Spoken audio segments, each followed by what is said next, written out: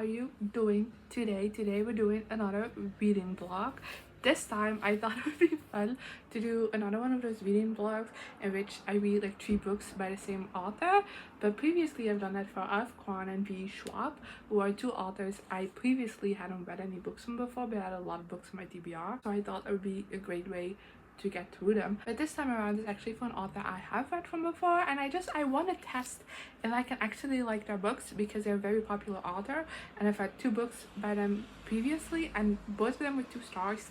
That was a bit of a disappointment, but that author is Ruth Ware. I just come to the point earlier. I know I previously read In a Dark Woods, but Ruth Ware, back when this game first came out, like when it was her first release, I remember Kayla from Books and Lala reading it and it made me intrigued in it, so that's why I read it. It was a 2-star, and this was back in the day when my reviews weren't as like scathing is not the right word, but like, you know, when you first get back into reading and like you just give everything high ratings because that's just how life is.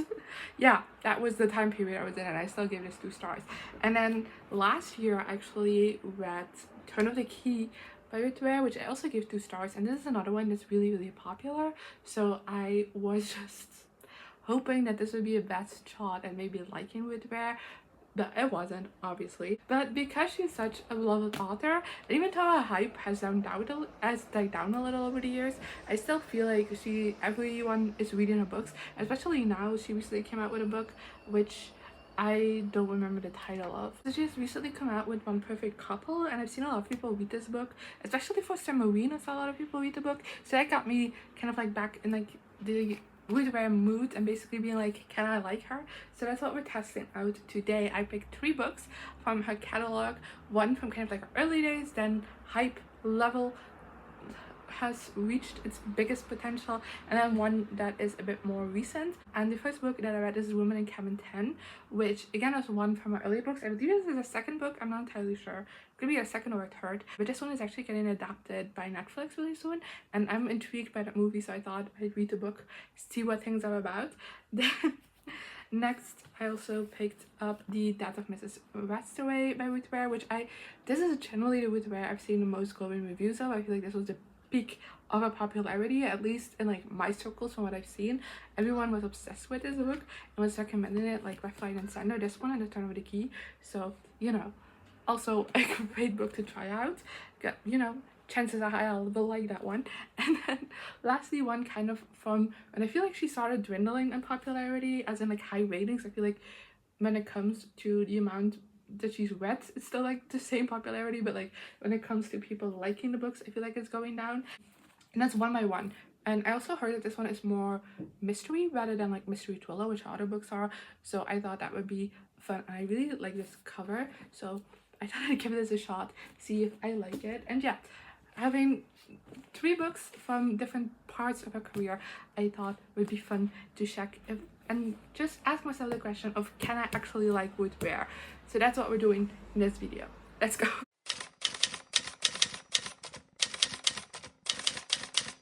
Okay, so I am reading The Woman in Cabin 10, and I just finished part 1. The book is divided up in 8 parts, but I'm not gonna update you every part, I think, or something has to happen at the end of each part. But I thought part 1 means we have like the setup of the book done, and we're getting into like the meat of the story now, I hope. So I thought I'd give you some thoughts so far.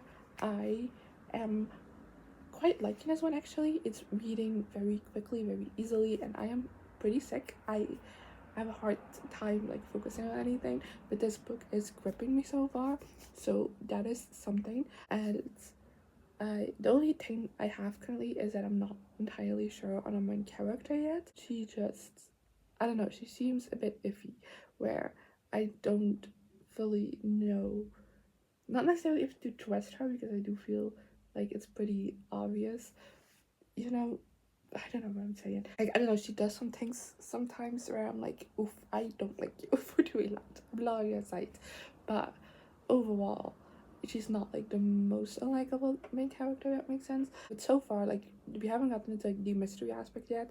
We have just arrived at the boat. Like, what happened in this book so far is that the book starts off with her getting walked like at a house, and basically the next couple of days she like doesn't sleep well because she's like so paranoid and like scared because of what happened, obviously. And then where we just at, she has arrived at the cruise ship and she just got into her room and she's like really exhausted, but she's like, I can't sleep because the chances of me not waking up in time for like the events is like really high, and like those like opening events are like really important. She's a journalist, by the way, and these are like luxury cruise ships that go to Scandinavian, like the Scandinavian lands. And she was like sent on the cruise ship to write an article, and like there's a bunch of like press people and like stuff like that there. There's like the first, like I don't know if it's necessarily the first voyage of the ship, but like it's definitely like a press moment, you know? So yeah, that's what we're doing. We've just arrived at the ship, and I'm assuming in part 2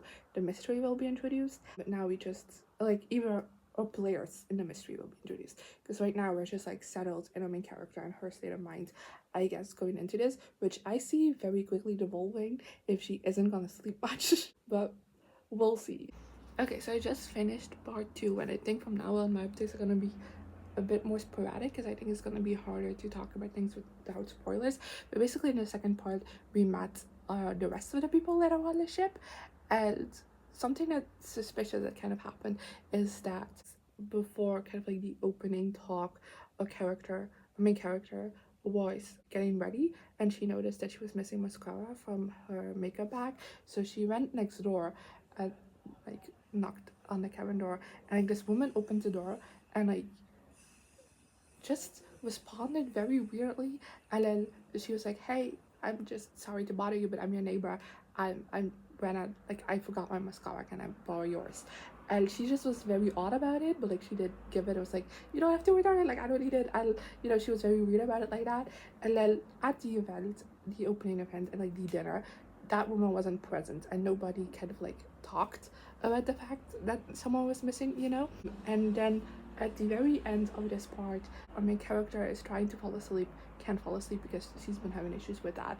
And then she hears like something drop in the water, which is like, it sounds like it was something very heavy, and that's kind of how it ends. But at the end of each part so far, we have gotten like emails and like messages from her life outside of, you know, that are on the cruise ship. It's like her boyfriend and her mom and stuff like that, and her boss. And these messages are from a couple of days ahead of where we're at, because currently we're on Sunday the 20th of August or September.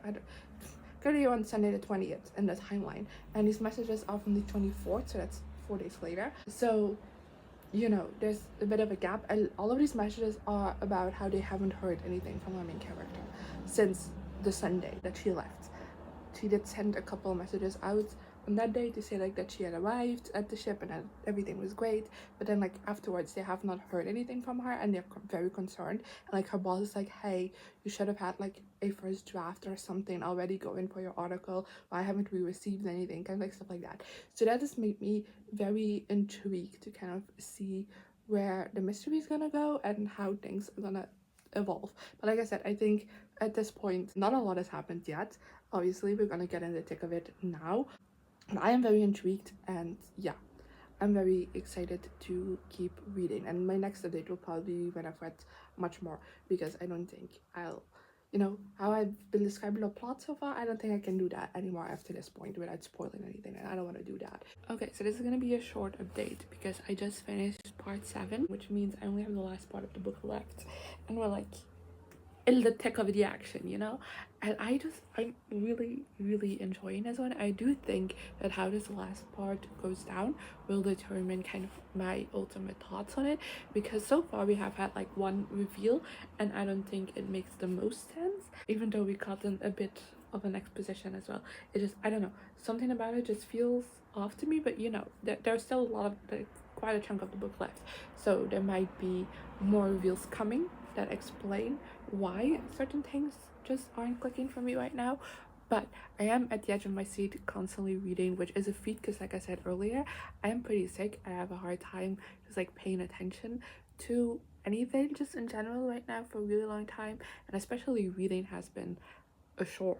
But this one has just been flying by like it's absolutely nothing, and I just I have to get back to my book now because I need to know what's gonna happen. Hi, so I finished the book and I kind of feel stupid for this whole video idea because with the first book I've already answered my question that yes, I can like a Ruth Ware because this was a 4-star for me.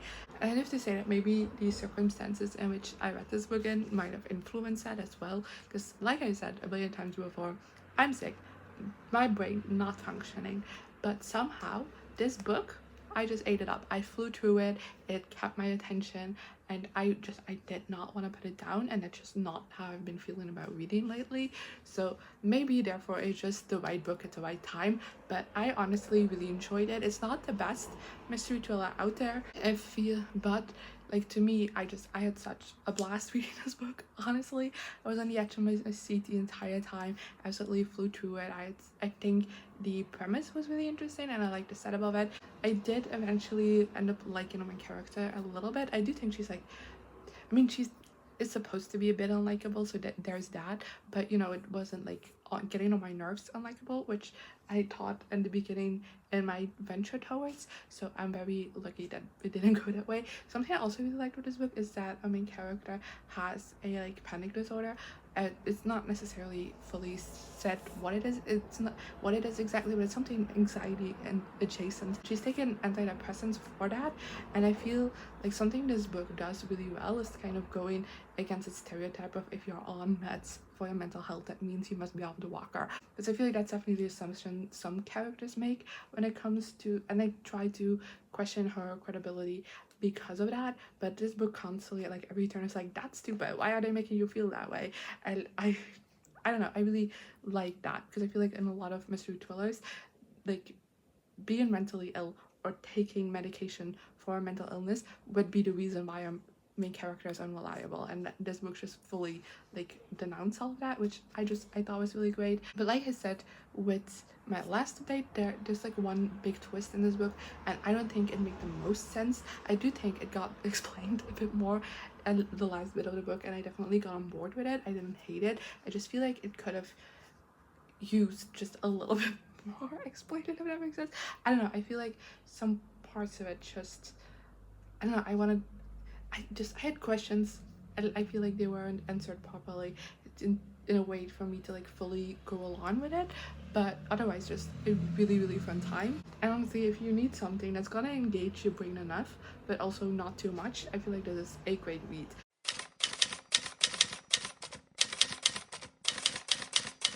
Hi, I'm still sick, so I'm still laying down. Excuse me. But I started one by one, so I thought I'd give you an update. I'm 114 pages in. This doesn't have chapter numbers. I just realized I can't give you any more information than that. But I thought I'd update you because we've basically gotten to the kickstart of the plot. In the beginning of the book, we get a little summary of characters, like a little introduction, and it says they all work at Snoop, and just like a description of what they do for the job. And then we get this news article saying that 4 people have passed away at a ski resort in France after like an avalanche snowed them in, and the remaining 8 survivors are helping with the investigation. So we know that 4 people have died and 8 people will survive. And it says 5 days earlier, and we get the perspective from Liz and Erin as we follow these people who are like the shareholders and main employees of this company called Snoop, which is a tech company that's an app in which you can basically follow people and listen to the music that they are listening to, if that makes sense. And they are now on this retweet with their shareholders and like majority kind of like people who work at the job, like the most important people, because they got an offer by another company to take over the company, to buy it out. They have decided to like go away with their shareholders and everything to discuss this is the right decision for the company and if that's something they should go ahead with. And like I said, we follow Erin and Liz, and Erin is a person who works at this cabin in the woods, has always worked there. She's like the cleaner basically, but also a bit of a hostess. So we follow her, and then Liz is actually someone who worked as a secretary for this company way back when I first started, and it was about to go belly up, not doing well, and then she got this huge inheritance from her grandmother, and she decided to invest in a company in exchange for stocks, like to be a shareholder within the company. But then she left, and now she's been gone from the company for like 3 years, she says at the start of this novel. And like things seem a bit tense between her and the people who worked there back then, but like she has to come along for this trip because she is one of the shareholders and also has to decide to sell this company or not. But you can tell that there's a bit of tension there as well. And then because they're at a like ski resort, they like not a resort because it's like a cabin and they're the only ones there, but it's like different cabins all around. But because they're at a ski place and they love to ski, they go out skiing on the first morning, and then they kind of have lost one of them, and like one of these people have gone missing basically, and they're about to like one of them is about to leave the cabin to try and get help and like get some information when this huge like snowstorm kind of comes down on them, and there's this huge snowfalls and they're completely snowed in, so they can't do anything to find this person while they're also stuck in this cabin. And considering the title is called One by One, and at the beginning we know that 4 people have died, I am assuming that characters will start dying one by one. So yeah, so far I think this is intriguing. I definitely think, by the way, Snoop as an app concept, I explained it to you so terribly, but I think it is so incredibly interesting, and I feel like that should exist in real life. But that right side run because this book is not about the app at all. But I think the dynamic of our characters is so interesting because as much as everyone in this like Snoop business seems really tight, really close, besides Liz, it's obvious that there's some tensions there and there's a lot going on between them that's just like under the surface right there. And like I said, with Liz, the way she left, also the way things are insinuated, made it seems like it wasn't on good terms. So I am very curious about that as well. And then I think Erin is just also a really fun character to follow. I think she's very level-headed and like she is very knowledgeable about like this place, obviously. So I like her as well. So yeah, I don't know. So far, this has been pretty compelling to read, but we're just now getting into like the actual story. So I'm excited to see where that is gonna go. Hi, so I didn't do any more updates. I'm sorry, but I did finish One by One by Ruth Ware, and I think this is gonna be a 3-star because I don't know, I kind of just feel middle of the road for this book, and I don't really have any strong feelings towards this. I did enjoy my time reading it. I flew through it. It was a bit of a page turner, but it wasn't as like engaging as The Movement in Cabin 10, for example. Like, it's not that I needed to keep reading, it just was very easy to keep reading, if that makes sense. And I do have to say, we got 2 perspectives in this book, and this is the first Ruth Ware I've read with 2 POVs, and I do kind of would have preferred if this was just told in Erin's POV. I feel like she was the more exciting character, and like most of the big things kind of happen in her POV, and I don't know, this POV just kind of felt a bit unnecessary to me. I don't know. And then the reveal, I wasn't too crazy about it. It wasn't a bad one, but it just left me thinking like, oh, okay, is that it? And just nothing else came out of it, and I don't know, I expected, because the reveal was a bit like not low stakes, but like a bit, how can I say this without spoiling anything? You know, because I didn't have that strong feeling with like that reveal. I thought something else was coming, and it just wasn't. Especially because that reveal happened like relatively early on, and I got why that decision was made because of the way the rest of the book goes down. But I don't know. I felt just like I was waiting for the other shoe to drop, which never happened. So yeah, I don't know. It's not bad at all. I don't have that many negative things to say about it, but also like not that many positive. It just feels very middle of the road for me.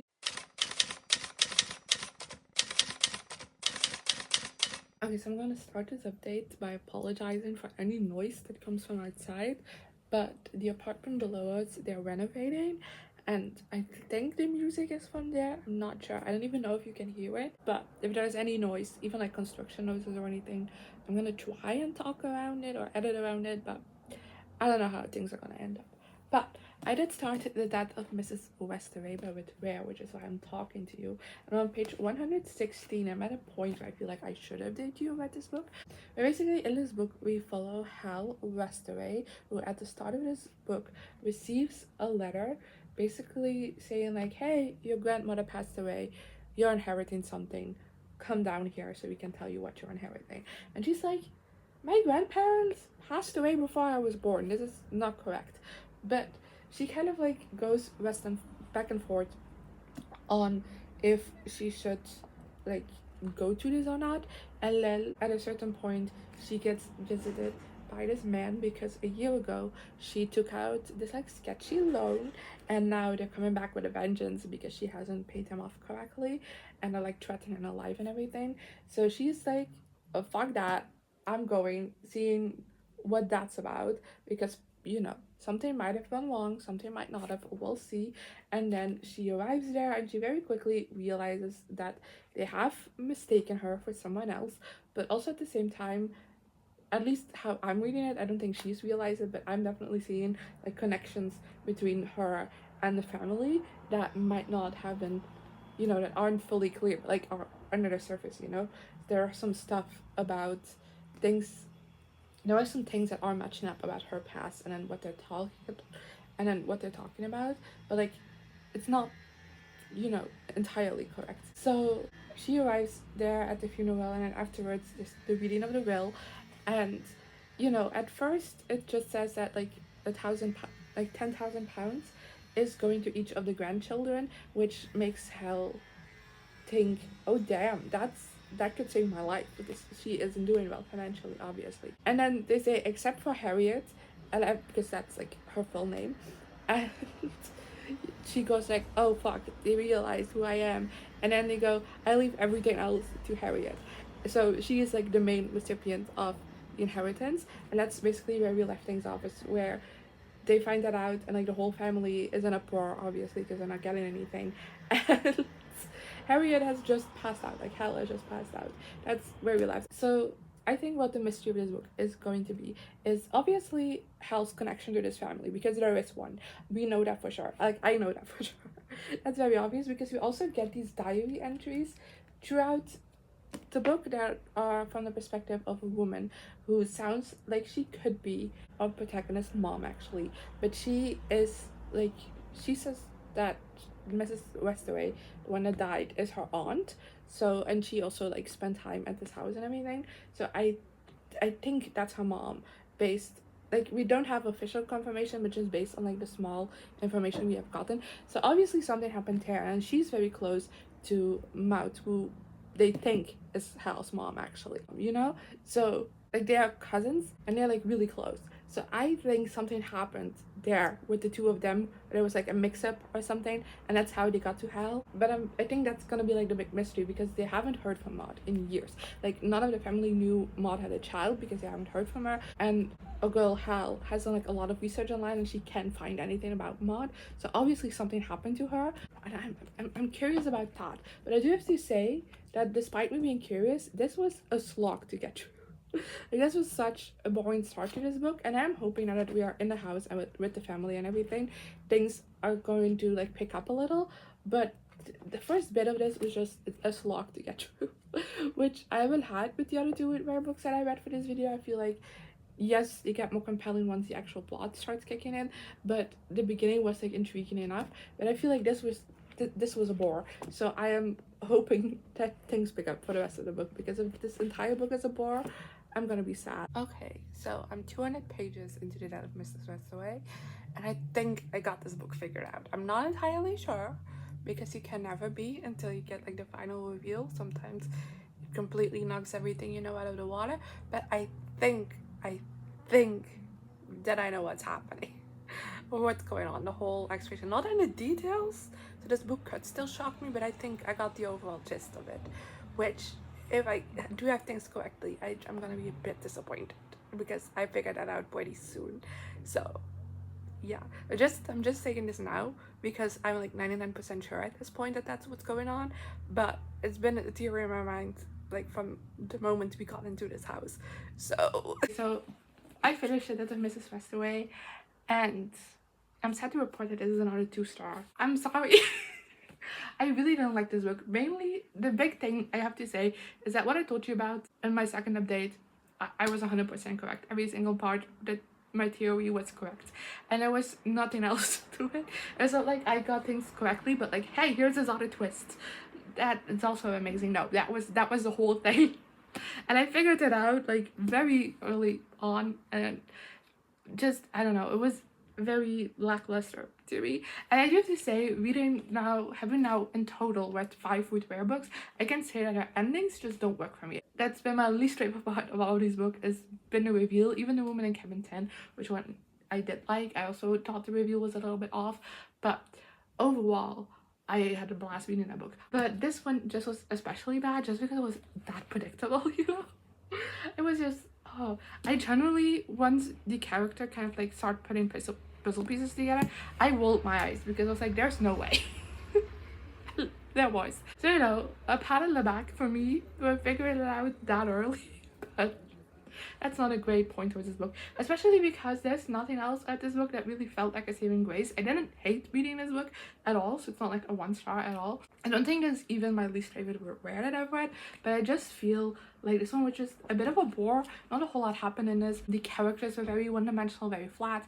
I got nothing from a protagonist, which, you know, I have found that in thrillers and like mysteries, the characters aren't the most fleshed out. They are there to play a role within the story, but like usually the main character is one that either is like an unreliable, unlikable main character, or is one that you're really rooting for. And I feel like Hal was neither.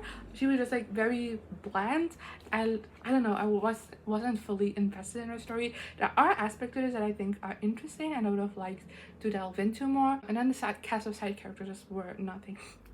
I generally had a hard time keeping some of the characters apart, and there aren't even that many in this book, just because they just all read the same to me. So sadly enough, that ends the video on the dot, which honestly, this video has gone down in likability, which I did not expect, honestly, because I read them in the order that I thought I was gonna go from least like to like the most, you know? Those are my predictions. That The Woman in Cabin 10 I would like the least, and One by One, and then The Death of Mrs. Westaway, just based on like premise, because I love inheritance stories. I love rich people drama stories, but I got none of that from this book, really. I mean, it is an inheritance story, but like all the things I typically like about that wasn't present really in this book, so that's what I mean, but I got none of it from that. It ended up being the opposite way, which is kind of interesting, because let me just quickly, in case you don't remember, I don't know how long this video is going to be, probably not that long, but in case you don't remember, I first read The Woman in Cabin 10, which I gave 4 stars and officially answered the question of, can I like Ruth Ware? Yes. And then I, after that, read One by One, which I gave 2 to 5 stars, and then lastly, The Death of Mrs. Westaway, which I gave 2 stars. Like I said, we went in a decline. I don't know, and that has to do with my health getting better during this time as well, but I don't think so. But yeah, that was this video. The answer is the question is answered. I can like Ruth Ware, like even One by One, even though it was a 3 star, I had a good time reading it. So it's not like I will never pick up a Ruth Ware again, which honestly kind of was the setup for this video, like very low stakes. Like if I wasn't gonna like any of these 3 books, I think I would have written off Ruth Ware as an author. But I do feel very intrigued now to go to the rest of my backlist and see what else I might like. The only thing I know is to stray away from popular opinion, because apparently that's not how my brain works with her books. But yeah, let me know in the comments what your favorite Ruth Ware is. Where do you think I should go next? Because there is still like quite a catalog of books I have not touched upon. So if you are a frequent Ruth Ware reader, I would love to know your thoughts on those books. And definitely also feel free to discuss these 3 with me in the comments. And hopefully I'll see you around next time. Here I am again, the same old situation. Why does the God thing have to be so complicated?